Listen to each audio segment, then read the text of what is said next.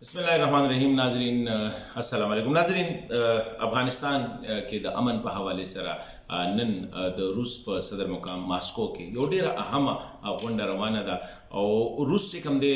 د 2009 نه راواخله انورډ چې کوم دی د افغانستان کې د امن په حواله سره د روس کردار یو ډېر لوی کردار دی. اوس دا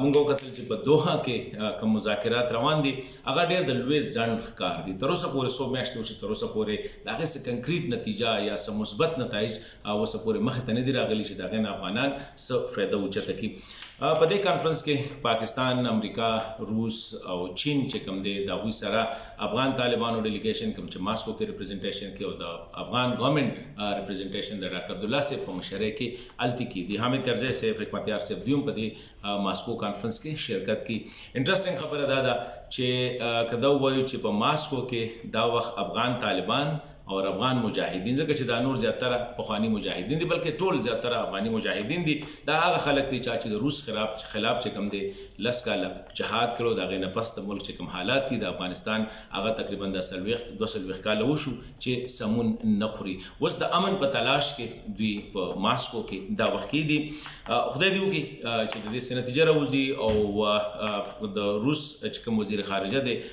هغې لاروف صاحب چې کوم دی هغه دا خبره وکړله چې یاره دا پروسس چې کوم دی دا ځکه چې یو خو د دوحه نه پازیټیو ریزلټ اوسه پورې نه دی راغلی، بل طرف ته په افغانستان کې تشدد ډېر زیات شوی دی، ډرګ ټرافیکینګ ډېر زیات شوی دی، سنټرل ایشین کنټریز ته هم د هغې نه خطره ده، نورې دنیا ته هم خطره ده. نو دوی چې دا اوس زموږ غټه ریسپانسبیلیټي ده چې یاره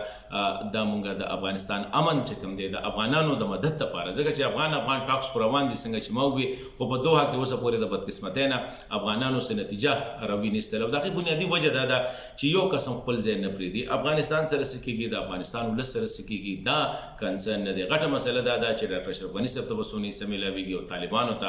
ملا برادر صاحب یا ملا هیبت الله ته به څومره حصه میلاویږي. افغانان روزانه په درجنونو باندې مري، په شلګونو باندې مري، هغه یو طرف ته. نوی چې کوم پروسس روان دی، بعضې دا هم ویل کېږي چې یاره دا یو تیاری دی د ماسکو کانفرنس چې کوم دی، کوم چې به په ترکي کې د اپریل په میاشت کې کوم غټ کانفرنس کېږي هغې ته دوی بون 2 وایي، یعنې دویم بون. په بون کانفرنس کې چې کومه معاهدې شوې طالبان لر شوي وو، نه پس حامد کرزی صاحب او د حکومت کې راغلي وو. اوس دوی یو بل هغه ماډل چې کوم دی چې یو مشترکه یو ګډ حکومت ټول بشموله حکومت چې کوم دی جوړ کړي. نو بون 2 دپاره چې په ترکي کې به کېږي د هغې دپاره دا تیاری دی. خو زه دا ووایم چې په بون کې کومې غلطۍ شوې وي، تمه ده چې هغه غلطۍ به دوی د ریپیټ نه کړي، ځکه چې په بون کې طالبان ته قصدن آمدن چې کوم دی بهر ساتلو، یو پارټي چې کوم هغه بهر وه، نور چې د طالبانو نه علاوه کوم فیکشنز وو یا کوم ګروپس وو یا کوم وان لاډز وو هغوی را مشتمل باندې یو حکومت د پرزیدنت کرزی صاحب په مشرۍ کې جوړ کړی و. اوس دا دی چې په بون 2 چې هغې امریکې درخواست کړی دی ترکي ته، ترکي د هغې کوربه به وي، په هغې کې به دوی دا فیصله کوي چې را روان که عبوري حکومت یا موقت حکومت جوړو نو هغه به انټرم سیټ اپ چې کوم دی هغه څنګه پکار دی. د هغې دپاره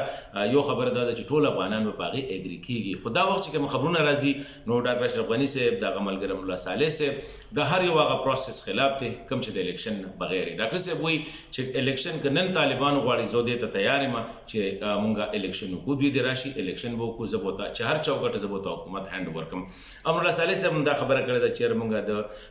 3.5 کروړه افغانان چې کوم دي د دوی فیصله مونږ به بل چا نه شو پرېښودلی. که امریکا غواړي ودیځي، که انټرنیشنل فورسز غواړي ودیځي، خو مونږ به په خپله د خپل افغانانو فیصله به مونږ د خپل آیین او د قانون او د دستور مطابق وو. صورتحال دا دی چې یو طرف ته افغان لیډرشپ ته زه که ذاتي خبرو کوم هغه ادراک نشته دی چې یاره د افغانستان 240 کلن جنګ به څنګه ختمیږي. په لکونو په میلیونه باندې افغانان چې کوم دی هغه وځورلی شو، شهیدان شو، مړه شو، جوبل شو، ورسره چې کوم دی ډېرو خلکو بخښنه غواړم کورونه روان شو، ودانۍ روانې شوې، سړکونه، هسپتالونه، سکولونه. خو بل طرف ته افغان لیډرشپ د بده قسمته نه د بون 1 نه پس، نه د کوم چې مخکې دوی په جنیوا کې کومې کارډ شو د هغې نه پس، نه د مکه کارډ نه پس دوی په یو ځای نه کښېني. اوس زه دا ووایم چې یاره یو وارې بیا ډېره لویه ذمواري ده دا وخت په افغان لیډرشپ باندې که هغه ډاکټر اشرف غني صاحب په قیادت کې دي که هغه د ملا هیبت الله په قیادت کې دي ټول افغانان دي لږ دوی له دا پکار دي چې دوی خپلې ډېرې وکړلې خپل زدونه خپل